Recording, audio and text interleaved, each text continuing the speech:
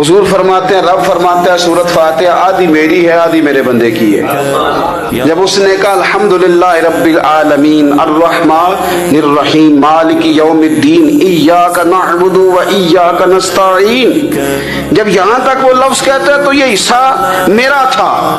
उसने अपने रब की तारीफ की, और जब कहा ना उसने इहदिनस सिरातल मुस्तकीम, अब बंदे ने इल्तिजाएं शुरू कर दी। उसने कहा कि मालिक भी तू है, रहमान भी तू है, रहीम भी तू है, इबादत भी तेरी करते हैं तो मदद भी तो तुझी से मांगनी है। अब मेहरबानी फरमाना इहदिनस सिरातल मुस्तकीम, हमें सीधा रास्ता दिखा दे। सिरातल लज़ीना अनअमता अलैहिम, उन लोगों का रास्ता दिखाना जिन पर तूने इनाम किया है।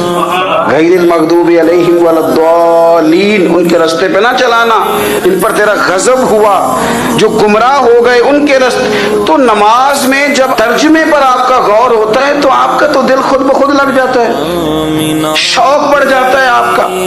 तो इतनी चीजें हम जिंदगी में याद करते हैं, तो अगर तर्जुमा भी नमाज का याद कर लें